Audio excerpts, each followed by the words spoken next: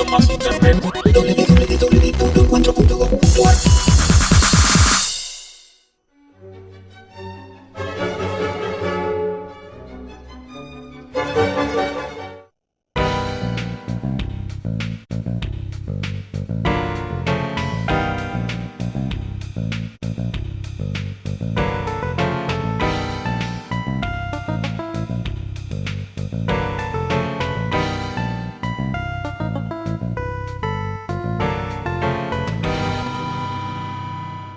Carlos Fuentes, escritor mexicano, nacido en 1928. Es uno de los escritores en habla hispana más importantes del siglo XX. Es una de las figuras centrales del llamado boom de la novela latinoamericana. Su compromiso social, político y estético es un rasgo fundamental de su obra. Autor de grandes novelas, entre las que destacan La muerte de Artemio Cruz y Terra Nostra, su prosa refleja su interés por la cultura y la sociedad latinoamericana. Ha publicado más de 40 libros entre novelas, ensayos, guiones y obras teatrales. Fue distinguido, entre otros, con los premios Rómulo Gallegos, Cervantes y Príncipe de Asturias.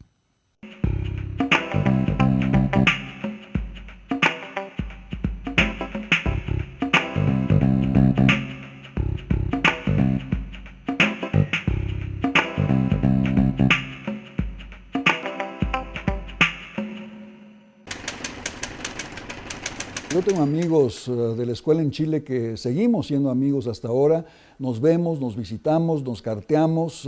Yo estuve en una gran escuela inglesa de Santiago, The Grange, y logré hacer amistades pues muy perdurables. Tenía maestros realmente espléndidos de literatura. Entré a la literatura en español realmente en Chile gracias a esos maestros y gracias a la amistad de jóvenes de mi edad, de los 13, 14 años, que teníamos la pasión de la lectura más que la pasión del cross country y el fútbol y todas las cosas que le encantaban a los ingleses.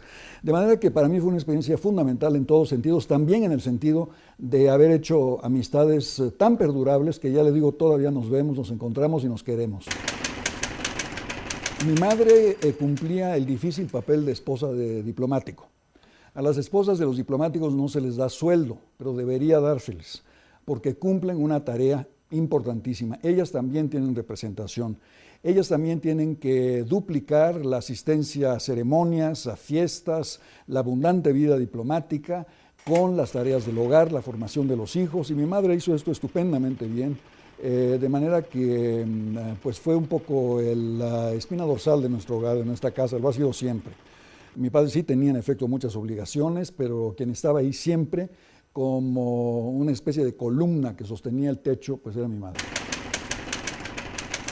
Me reconozco como un mexicano descendiente de españoles y de indígenas. Hay un buen novelista mexicano, excelente novelista, Ignacio Solares, que lo dice de una manera cómica, ¿verdad? Dice, yo soy puro mexicano, no tengo nada ni de español ni de indio. Pues es todo lo contrario. Y Hernán Cortés es una figura clave en nuestra historia que hemos apartado, hemos puesto en las sombras como una vergüenza. Es un error porque crea traumas innecesarios, crea mentiras y mitos innecesarios en la mentalidad mexicana.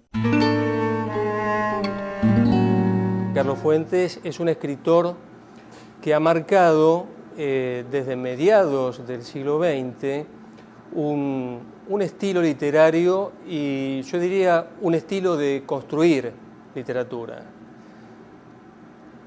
Todos pueden asociar la figura de Carlos Fuentes a lo que se conoció como boom latinoamericano en su momento, con la aparición de figuras emblemáticas de escritores de la talla de Cortázar, de García Márquez o de Roa Bastos, y me parece que esto es circunscribir, minimizar y de alguna manera yo diría que parcializar la importancia de Carlos Fuentes en la literatura de toda Latinoamérica.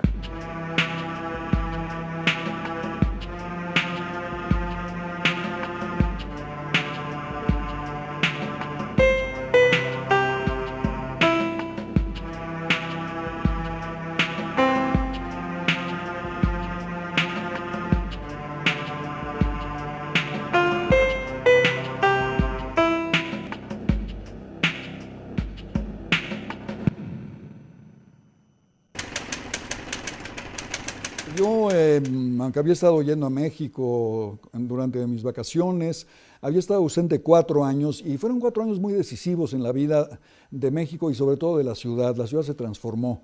Y yo creo que este es el germen de mi novela La región más transparente, que en esos años la ciudad cambió totalmente y que de las cenizas, de los surcos también de la Revolución Mexicana, había surgido una nueva clase, una nueva burguesía mexicana, sumamente poderosa, que en muchos casos eran antiguos revolucionarios encumbrados, pero también muchísima clase media, mucha clase burguesa, banqueros, comerciantes, industriales, que habían logrado su riqueza paradójicamente gracias a la Revolución Mexicana, gracias a la reforma agraria de Cárdenas, gracias a la liberación del campesino, del peón, que se convirtió en mano de obra barata para la industria mexicana naciente. Entonces, yo lo que quería era escribir una novela sobre esa sociedad y sobre esa ciudad que me había encontrado repentinamente a mi regreso de Buenos Aires.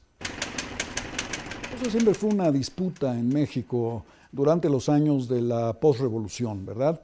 Había un nacionalismo que creó sobre todo el movimiento pictórico, mural, pero no era difícil darse cuenta de que Siqueiros, Rivera y Orozco tenían muy poco que ver con una tradición mexicana, que por muy nacionalistas que se proclamaran, Rivera le debía muchísimo al Renacimiento italiano y a Gauguin, que Siqueiros se lo debía casi todo al futurismo italiano, a Boccioni, a Carrà, que Orozco era un descendiente o contemporáneo, si usted quiere, del expresionismo alemán, de manera que el nacionalismo era más bien temático, pero en cuanto a las formas tenían poco que ver, digamos, con el arte indígena, que es un arte muy singular y que no se refleja para nada en la obra de los pintores mexicanos. Había el grupo de contemporáneos, un grupo de poetas, Villaurrutia, Novo, Gorostiza, Owen, Torres Bodet, que se preciaban de su cosmopolitismo, de haber traducido a Saint-Jean Perse y haber traducido La tierra baldía de Eliot. De manera que nosotros llegábamos a un terreno en cierto modo abonado ya, pero la lucha, tiene usted razón, persistía, estaba ahí. Había una especie de nacionalismo oficial, literario y artístico en que Siqueiros proclamaba no hay más ruta que la nuestra. El realismo socialista, el nacionalismo, todo esto. Y entonces, pues sí se trababan luchas bastante fuertes entre quienes seguíamos el consejo de Alfonso Reyes. Solo se puede ser provechosamente nacional si se es generosamente universal. Reyes era nuestro ídolo en ese sentido, frente a quienes decían el que lee a Proust se prostituye. No hay que tener nada que ver con las letras extranjeras, con el arte extranjero. Era una tontería. Tamayo estaba pintando ya una pintura de otro tipo muy distinta. Octavio Paz estaba escribiendo una poesía también que no le debía nada al nacionalismo, de manera que no estábamos tan desguarecidos quienes en la juventud decíamos hay que ser generosos, hay que aceptarlo todo, hay que enriquecerse con todo, no estreñirse, reducirse y perecer en un nacionalismo de pacotilla.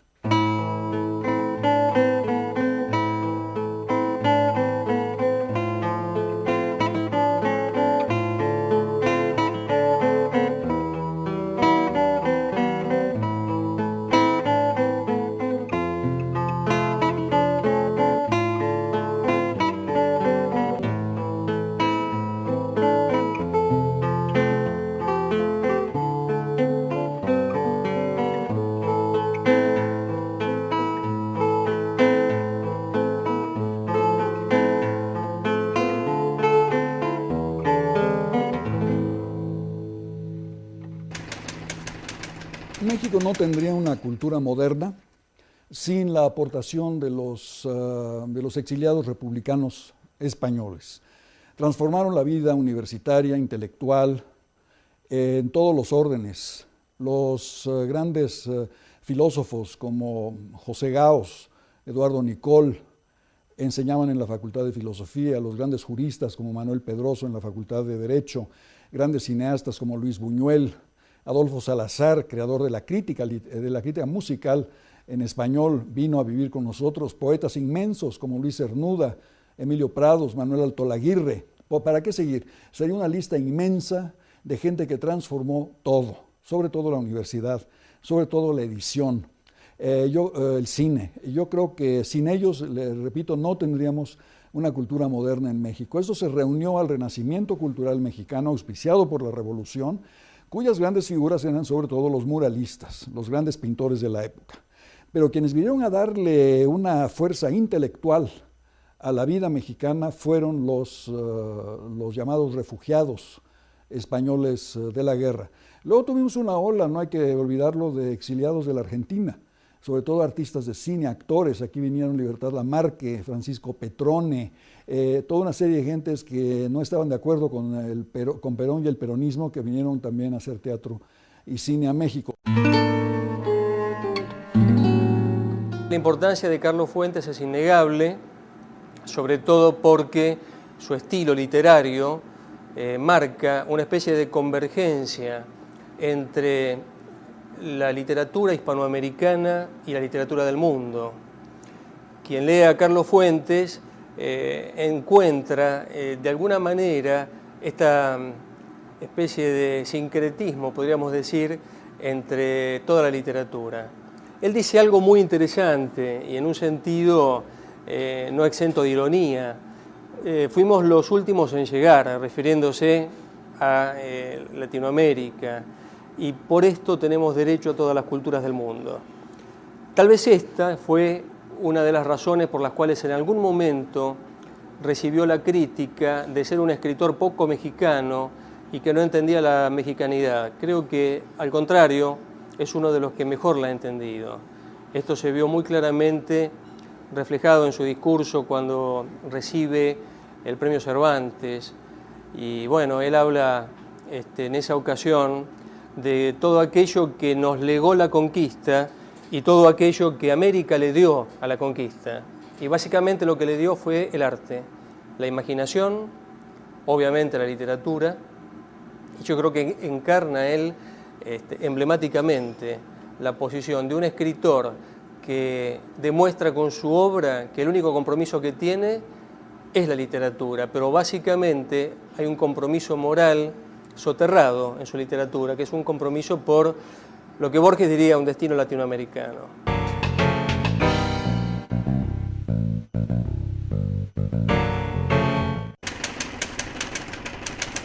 Yo creo que la mayor parte de los gobernantes actuales son muy ignorantes de la historia y de las lecciones de la historia. La historia no se repite, y cuando se repite, decía Marx, es en forma de tragedia o de comedia, ya no sé. Pero el hecho es que si no se atienden estas lecciones, se repiten errores. Y usted acaba de señalar uno de los más graves de toda la historia, que es la expulsión de los judíos y de los árabes, que eran la columna vertebral de la economía española. El hidalgo español, el aristócrata español no se manchaba las manos trabajando. No era un profesionista, no sabía manejar el dinero. Esto lo hacían los judíos y lo hacían los árabes. El momento en que los corrieron es terrible porque coincidió con el descubrimiento de América y con el auge del Imperio Español. España se encontró de repente dueña de la mitad del mundo y sin cabezas capaces de administrar esa riqueza.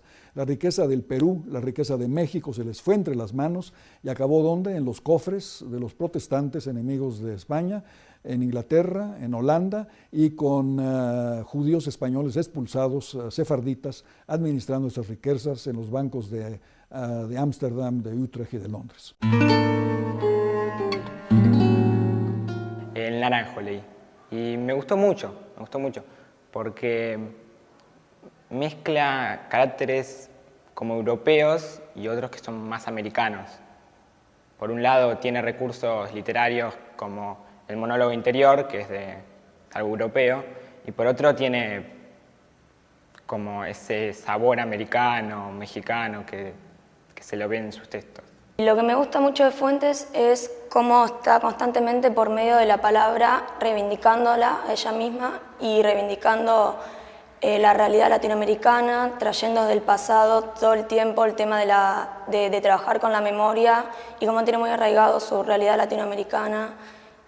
cómo trabaja precisamente con la identidad todo el tiempo, con la alteridad y con la anomia, cómo los personajes van perdiendo su identidad o construyéndola a partir de realidades tanto en América como en otros continentes, por ejemplo en Europa, en esos dos cuentos, y todo el viaje que realizan los personajes para construir su propia identidad o cómo incluso la llegan a perder, todo el tiempo relacionando con la identidad latinoamericana y reivindicando todo el tiempo a la memoria y a la palabra misma.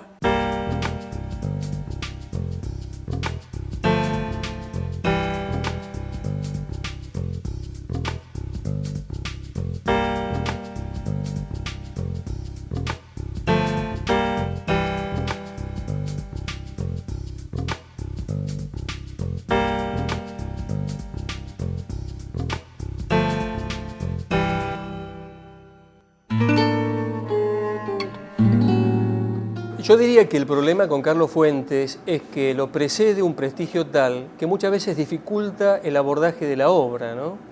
Entonces, como diría él, no solamente hace falta ser lector para abordar su obra, sino hay que ser elector de su obra.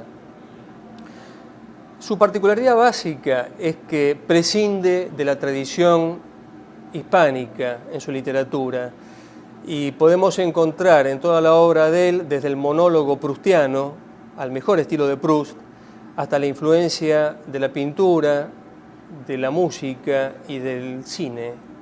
Esto lo transforma en un escritor que revela en su producción literaria una cosmogonía muy interesante. Yo creo que este factor de su internacionalidad, por decirlo de alguna manera, ¿no? O de su gran territorio literario, es el que le ha generado estas críticas de las que conversábamos antes, acerca de no ser un escritor puramente mexicano. Él sostiene que ser puramente mexicano o ser puramente latinoamericano es ser un escritor del mundo. Y esto se ve muy bien en cada una de sus obras. Yo diría entonces que técnicamente podríamos descubrir en él esta figura del monólogo interior, del viaje permanente hacia el pasado. Hay una novela emblemática, La muerte de Artemio Cruz, y Artemio Cruz como protagonista de este viaje entre su lecho de enfermo, su historia y la historia de México, que creo que si yo debiera señalar una obra de Fuentes para conocer a Fuentes, La muerte de Artemio Cruz sería una de ellas.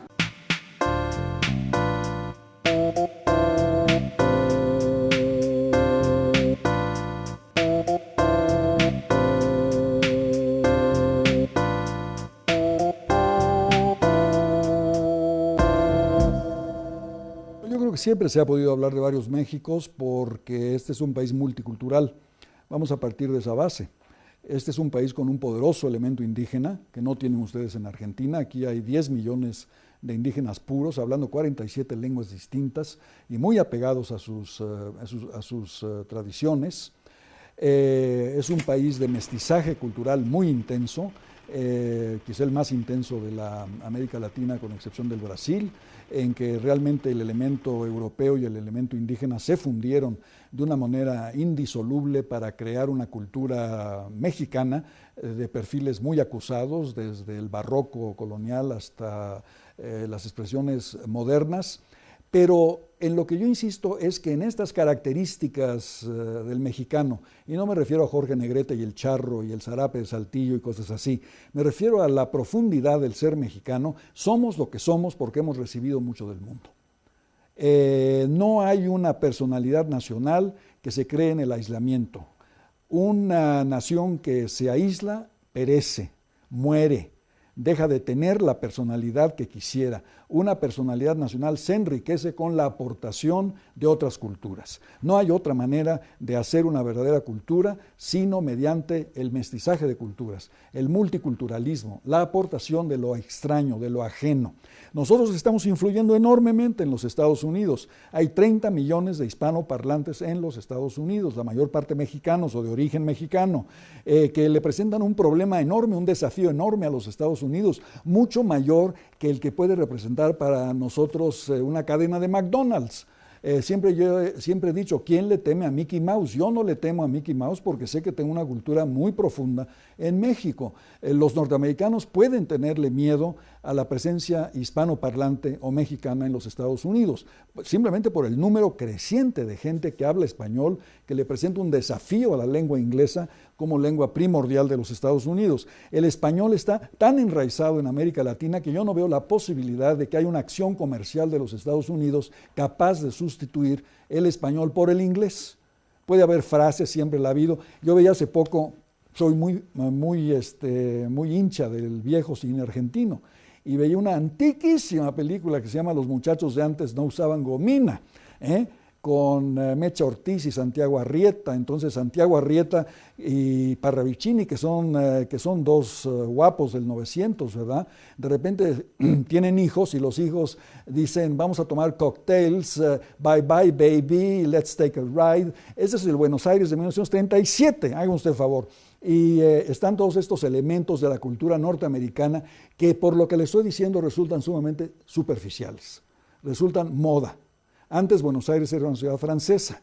Bogotá se ufanó de que por fin era una ciudad progresista y europea el día que se instaló por primera vez una modista francesa en Santa Fe de Bogotá. Y la ciudad de Guatemala tenía un arco en el siglo XIX que decía Guatemala, el París de Centroamérica, esperando que algún día París pusiera una valla similar que dijera París, la Guatemala de Europa. No sucedió, ¿verdad? Pero son cosas que son para mí bastante superficiales. En el fondo, ¿qué? ¿Habría literatura latinoamericana sin la literatura griega, latina, europea, norteamericana? ¿Qué influencia tan grande hemos tenido los novelistas latinoamericanos de Faulkner, de Hemingway? Ha sido enorme. Yo creo que Mario Vargas Llosa o Gabriel García Márquez o José Donoso, que estaba muy influido por Henry James, por ejemplo, yo mismo, no podíamos negar esta influencia que nos ha enriquecido, no nos ha empobrecido. Tiene que ver con muchos factores, tiene que ver con la pauperización del campo mexicano, la cantidad de inmigrantes que entran a esta ciudad todos los días. Entran miles, de 2,000 personas entran a esta ciudad de México todos los días. Quiere decir que son 60,000 nuevos inmigrantes del campo a México. Una buena parte son expulsados a los Estados Unidos, se van a trabajar a los Estados Unidos. Pero esta población que ha crecido de 20 millones en 1930 a 100 millones en 1999 o 2000, es un crecimiento tan extraordinario, demográfico, que ha resultado incontrolable, aunque se ha bajado. En efecto, la tasa de crecimiento en los años 70 logró bajarse de 5% a 3.5%, hoy tenemos 2.5%, es una cierta mejora. Ha habido tantos factores que han estado en contra de la planificación familiar en México. La Iglesia Católica, en primer lugar, el machismo mexicano, cómo se prueba que es macho teniendo muchos hijos, el aislamiento y la aburrición de muchísimas regiones desérticas, montañosas de México. El sexo y tener hijos es la única forma de diversión que hay, ¿verdad? Y ese machismo histórico que nos viene de los aztecas, que tenían un gran desprecio hacia las mujeres, las sacrificaban con gran facilidad, de los árabes que querían tener su harem, y de los españoles que tienen un dicho, la mujer en la cocina y con la pata rota, ¿no? De manera que surgir de ese antifeminismo, de ese machismo, es un hecho que ha costado mucho en México, pero que va ganando terreno, va ganando terreno. La soberanía siempre ha sido un concepto limitante, limitativo. Nunca ha habido soberanía absoluta. Pero actualmente lo que me preocupa no es tanto la reducción de las soberanías como la desaparición de las jurisdicciones tradicionales a las que nos hemos acostumbrado a lo largo de la historia. La jurisdicción regional, nacional, internacional, han desaparecido en virtud de jurisdicciones nuevas que aún no sabremos identificar, que aún no sabremos nombrar. La más terrible de todas es la jurisdicción totalmente fuera de la ley, supranacional, del tráfico de drogas. Es el ejemplo más radical que tiene uno, ¿verdad? Enseguida hay el término de globalización, y yo distingo la buena globalización de la mala globalización. La buena globalización significa un aceleramiento extraordinario de los medios de comunicación, de la información, aunque habría que preguntarse si la información que recibimos es buena información. Yo a veces temo que recibimos mucha información y creemos estar bien informados porque hay mucha información, sin darnos cuenta de que a veces es información sin el menor interés. Es decir, que hay una explosión de la información y quizá una implosión del significado.